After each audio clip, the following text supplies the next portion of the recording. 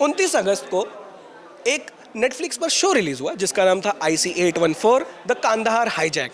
1999 में जो कांदाहार हाईजैक हुआ था, जो एक फ्लाइट को हाईजैक किया गया था जिसके बदले में हमें 3 आतंकवादी, खूंखार आतंकवादी छोड़ने पड़े, उनके ऊपर ये सीरीज़ बनी थी।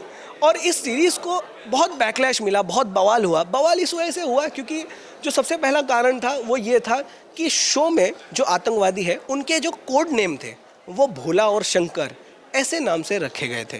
पर आज नेटफ्लिक्स ने एक प्रेस कॉन्फ्रेंस में ये क्लियर कर दिया कि ये जो कोड वर्ड्स थे ये उस वक्त सरकार ने ही उनको दिए थे, ये कोड नेम्स वहीं से आए हैं, इनमें कोई मैनिपुलेशन नहीं किया गया है।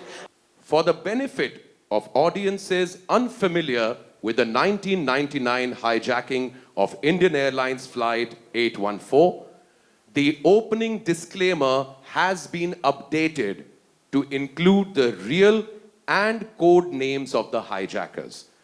The code names in the series reflect those used during the actual event. India has a rich culture of storytelling, and we are committed to showcasing these stories and their authentic representation.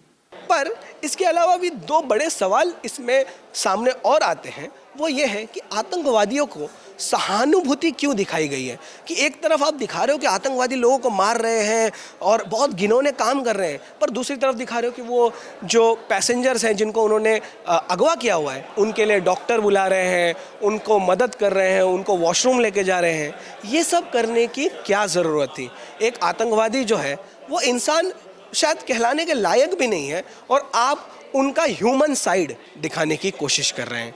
तो ये सब चीज़ें सोचने की ज़रूरत है। उसके अलावा अनुभव सिन्हा की एक आइडियोलॉजी है कि वो किसी भी स्टोरी में अपनी पॉलिटिकल आइडियोलॉजी डाल देते हैं। एक उन्होंने बहुत ही अच्छी फिल्म बनाई थी अनेक, पर वो फिल्म इसीलिए नहीं चली क्योंकि उन्होंने उसमें पॉलिटिकल प्रोपेगेंडा भर दिया। अब इस सीरीज़ में भी जो तीसरा जो सबसे बड़ा मुद्दा आता है वो ये दिखाया गया है कि जो बीजेपी गवर्नमेंट थी उस वक्त पावर में, उनको एकदम यूज़लेस बताया गया है कि वो कुछ काम नहीं करते थे। उन्होंने ये जो हाईजैक है उसको बिल्कुल सीरियसली नहीं लिया, कोई उसको तवज्जो नहीं दिया। इस वजह से बहुत सारे इश्यूज़ हुए। ये हाईजैक को रोका जा सकता था। बहुत सारी चीज़ें उसमें दिखाई गई हैं। उसमें ये भी दिखाया गया है कि बीजेपी गवर्नमेंट बाबू गवर्नमेंट थी कि आप आगे वाले विंडो पे जाओ, अगले किसी से बात करो, कोई जवाबदारी लेने के लिए तैयार नहीं था। अब ये किस हद तक फैक्चुअली सही है ये मैं आप पर छोड़ता हूँ। आप हमें ये कमेंट सेक्शन में बता सकते हैं।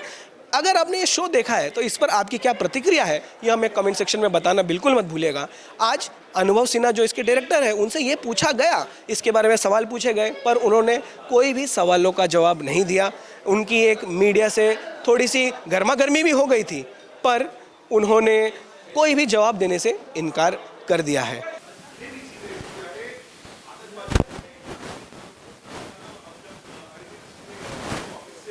आपने सीरीज देखी है? आपने सीरीज देखी है? सीरीज देखी है? सीरीज देखी है? सीरीज देखी है? सीरीज देखी है? मैं बात नहीं कर सकता आपसे, आपने सीरीज ही नहीं देखी है। इस शो के बारे में आप क्या सोचते हैं? जैसे कि मैंने आपको बताया, कमेंट सेक्शन में बिल्कुल बताइएगा। और ऐसे ही अपडेट्स के लिए और बेहतरीन स्टोरीज के लिए आप देखते रहिए न्याय टीवी। धन्यवाद।